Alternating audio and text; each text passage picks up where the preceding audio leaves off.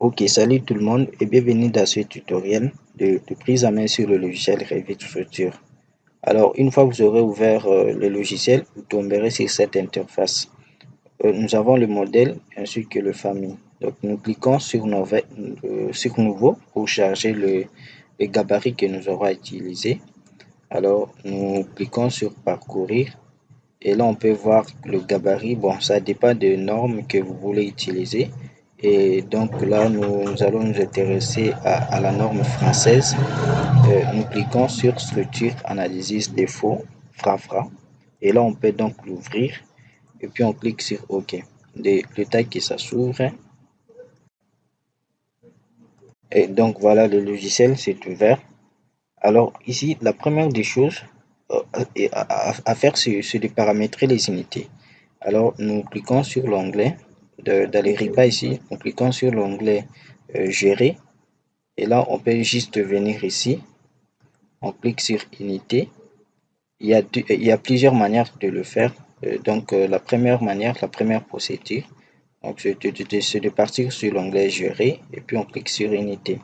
Et donc là, nous allons nous intéresser seulement au niveau de longueur. Et on peut donc choisir, on a l'habitude d'utiliser les centimètres, les décimales, on prend 0 et puis les symboles, on prend centimètres et puis on peut cliquer sur OK. Alors la deuxième manière, c'est de cliquer au clavier sur UN et là ça va s'apparaître automatiquement.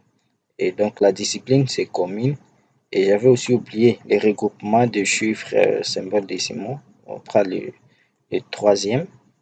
OK. Alors là, on a déjà paramétré les unités. La deuxième des choses à faire, c'est de partir sur l'arborescence du projet pour faire quoi? Paramétrer les niveaux que nous aurons utilisés s'il s'agit d'un projet R+5, R+6. Donc nous partons sur arborescence du projet. Dans la plupart des cas, lorsque vous ouvrez le logiciel pour la première fois, l'arborescence du projet se retrouve à ce point ici. C'est souvent combiné avec le propriété. Donc moi j'ai l'habitude de le placer ici pour me permettre de bien le gérer. Donc il y a élévation, je peux cliquer sur élévation est et donc là j'ai le niveau. Alors je peux commencer à créer maintenant. OK. Le niveau de la fondation, bon, je peux cliquer ici. Je retrouve à moins 150. Et je le rectifie, fondation, oui. À partir du niveau 0, on a RDC. OK. Et ici, on a R+1. R+1, on se retrouve à 300 cm, à 3 mètres, oui. Et alors, nous devons ajouter d'autres niveaux, bien sûr. Nous ajoutons d'autres niveaux. Alors, pour ce, nous rentrons sur structure. On clique sur niveau. OK. Bon, il y a aussi plusieurs manières. Il y a deux manières de le faire. Soit vous pouvez venir ici, vous-même, vous cliquez. Vous verrez jusqu'à ce que ça puisse se mettre jusqu'à 300. Ça se fait automatiquement. Et puis, vous placez. Bon, j'ai l'habitude de spécifier. Donc, je clique sur choisir ligne. Je donne le décalage. C'est à 300 mètres. À 300 cm plutôt. Et donc là, je peux cliquer ici une fois. Hop.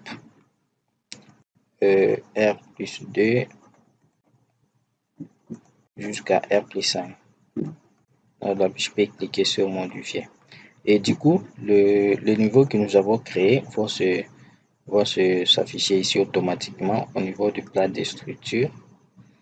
Et du coup, on remarque qu'on ne retrouve pas le niveau de la fondation. Il y a plusieurs manières, il y a une manière qu'on peut le faire apparaître. Il est juste question de venir ici sur on vient ici sur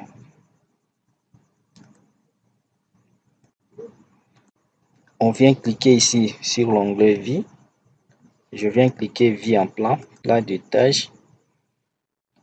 Et voilà. Donc je peux le faire apparaître. OK. Mais ça n'apparaît toujours pas. Donc, je peux revenir ici. Alors, le niveau de la fondation n'apparaît pas. Et la raison est que comme je n'avais pas créé, donc je fais juste la modification de ce que j'avais trouvé. Alors, je peux supprimer ça. OK, je supprime.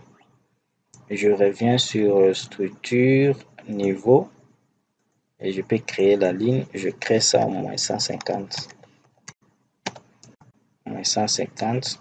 OK. Et puis, je peux modifier aussi le nom. Je le fais revenir à la fondation. OK.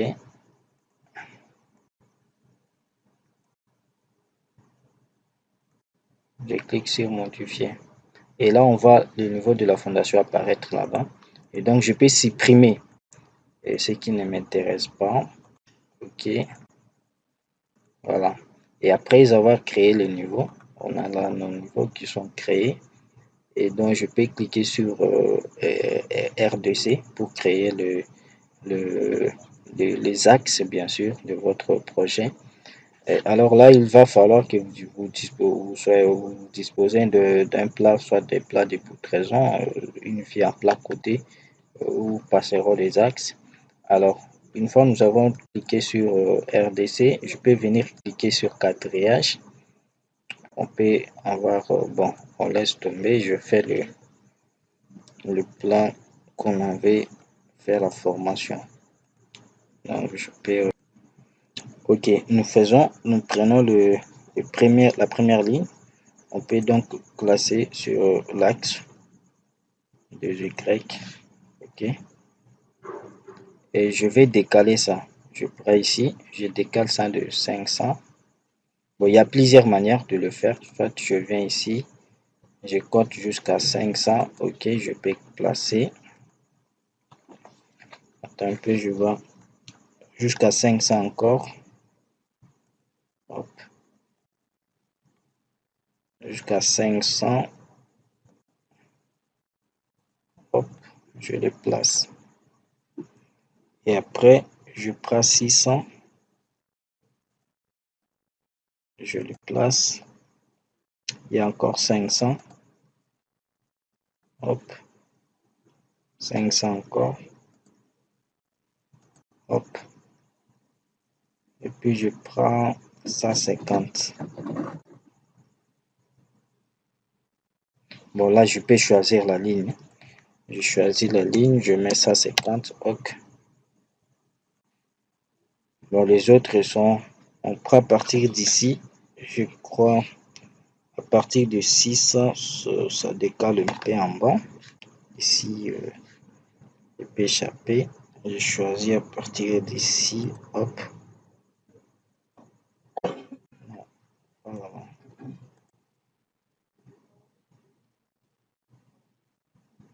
J'ai reboussé ça ici, ok.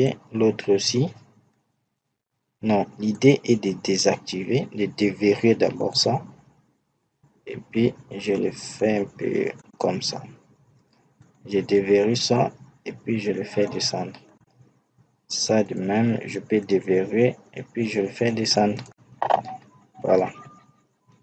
À partir d'ici, je crois, voilà, je peux créer notre axe sur l'axe des X.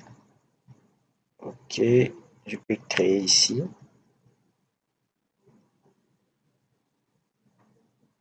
Ok. À partir d'ici, je peux créer jusqu'à 3 mètres. Je crée ici jusqu'à 3 mètres. Hop. Attends. Jusqu'à 4 mètres. Je crée encore jusqu'à 5 mètres. Hop. Voilà. Et aussi ici jusqu'à 7 mètres. Jusqu'à 7 mètres, je crée. encore 4 mètres, hop, je crée 5 mètres, 5 mètres.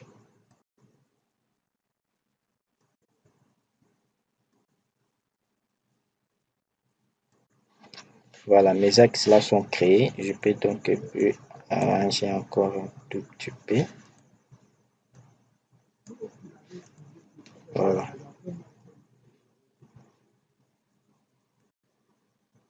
Je peux encore arranger un peu comme ça, ok. Bon, je peux arranger 1, 2, 3 jusqu'à 8. Ici, je choisis par exemple A, de A jusqu'à, je sais pas moi.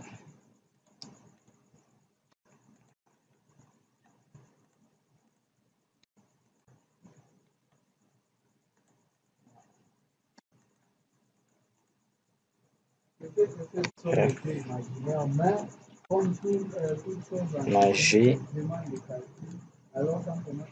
H. Ok. Nous venons de créer les axes.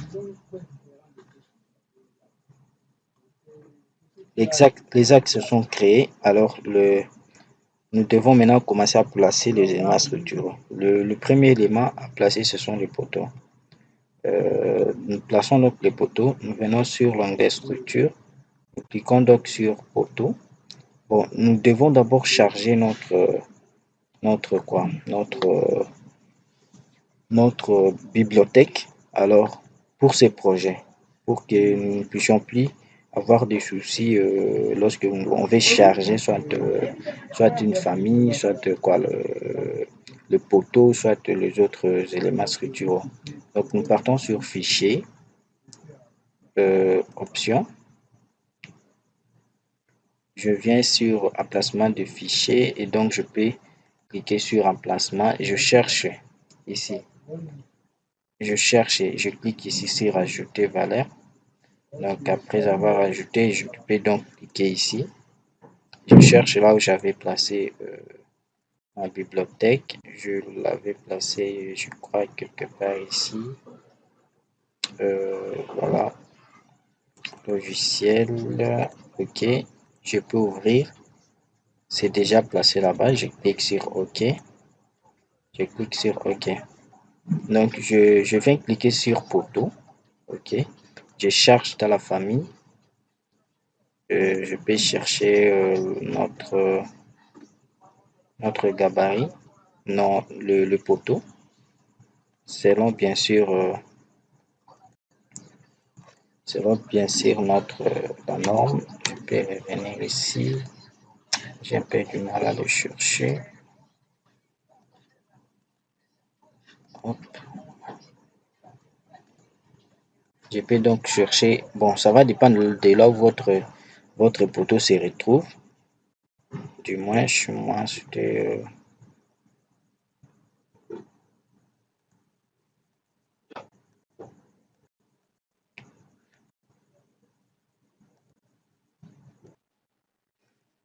Donc, il est question qu'on cherche quoi le poteau. Donc, j'avais placé mes bibliothèques dans documents. Donc, je peux chercher ici. Je cherche le plus grand. Il y a ici. La librairie ici. Donc, je peux chercher le poteau porteur. C'est tout juste ici. Je crois les poteaux porteurs ici, voilà. Béton. Et puis je commence avec le béton arrondi, le poteau circulaire. Je peux ouvrir. J'ouvre le poteau. Alors ici, nous devons juste changer d'abord la caractéristique du béton qu'on a. Donc je viens ici. Je viens cliquer ici. Bon, ça va dépendre d'abord. Je peux modifier d'abord le type. Je duplique. Je l'appelle poteau arrondi. Poteau arrondi, 30 cm. OK. Le, l'épaisseur ici, le diamètre ici, c'est de 30. OK. Je peux cliquer ici. Et donc, je viens cliquer ici. au niveau des matériaux, tout juste ici, je peux cliquer pour changer la caractéristique du béton.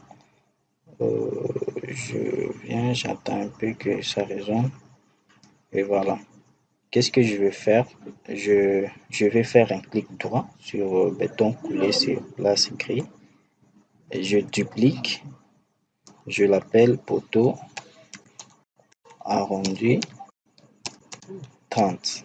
OK? Après, je viens cliquer ici. Je clique ici pour chercher le matériau. Donc, dans la barre de recherche, je peux donc écrire béton. Bon, on écrit béton 20. Enter. Donc, on peut voir le béton 20 ici. Donc, qu'est-ce que je vais faire? Je vais cliquer tout justement sur les deux flèches ici. Ça renvoie les informations de ce que j'ai cliqué, ça renvoie ça de l'autre côté. Donc, je peux voir la physique ici, donc le module, tout ce qui concerne le béton, la compression du béton, ça concerne surtout plus la caractéristique que j'ai prise. Donc, bon, ça va dépendre si vous voulez béton 25, béton 20. Donc, le plus important, c'est de comprendre. Donc là, je peux donc cliquer sur appliquer. Donc, j'applique. Puis, je clique sur OK.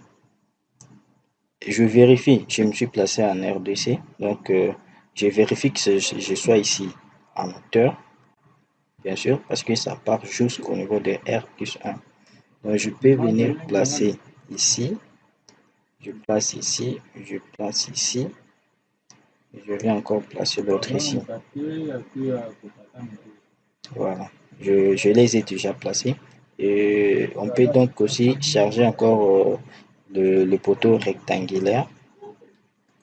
Je charge la famille, je prends le poteau rectangulaire, je fais la même chose. Cette fois-ci, je peux modifier le type. Je duplique, on appelle poteau 25 x 30. L'important serait vraiment de comprendre comment ça se passe. Sinon, c'est très facile. Alors, je peux donc changer aussi les comptes. Je prends 25, je prends 30. Je clique sur OK. Je fais la même chose. Donc, je peux cliquer ici. Cette fois-ci, je peux dupliquer aussi. Je duplique. Je l'appelle poteau 25 x 30. 25 x 30, on est ici. Donc, je clique encore ici. Sur le poteau 20, c'est la même chose. Je peux donc appliquer. Donc, c'est la même caractéristique. Je peux rentrer dans la physique. Je remarque sur le béton 25. J'applique. Je clique sur OK. Et donc, je vérifie que je suis en hauteur. OK. Je peux même placer, je peux placer mes poteaux ici. Je place mes poteaux aux endroits voulus.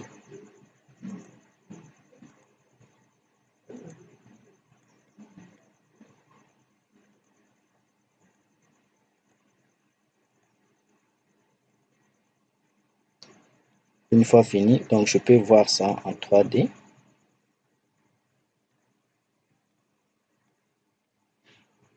Et là, je peux donc un peu prendre le style réaliste et ici élever.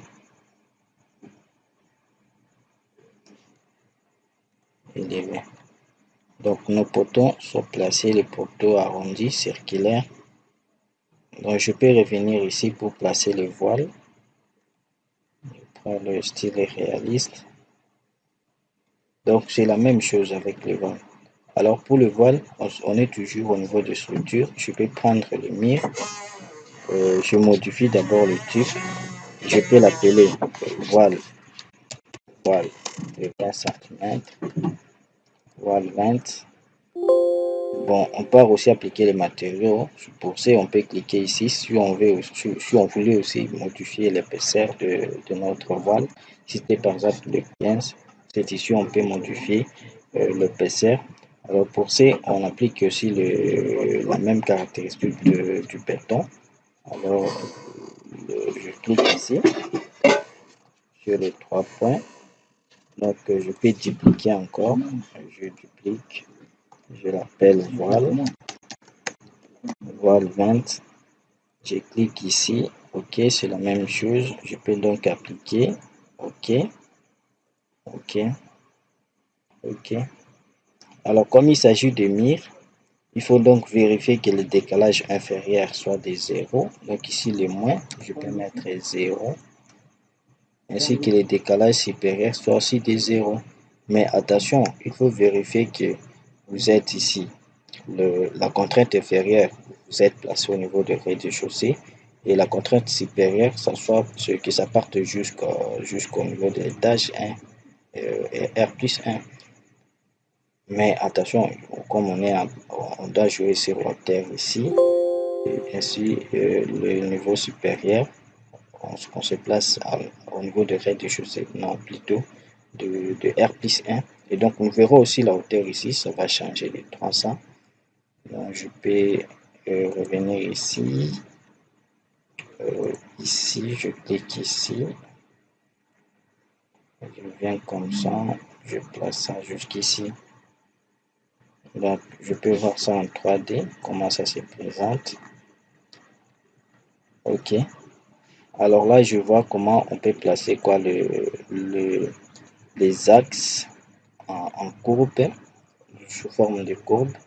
Alors là, je crois que je reviens sur structure, je prends quadrillage. Au lieu de prendre ligne, je prends maintenant arc début fin rayon. Ok. Je reviens, je clique ici. Je peux cliquer ici. Je reviens jusqu'à la moitié ici. Ok. Hop. Et puis ici, je clique ici. Je clique ici. Attends, je reprends encore. Je clique jusqu'ici. Hop. Donc voilà un peu ce que on devrait faire. J'espère que ça vous a plu. Sinon, on dit à plus tard.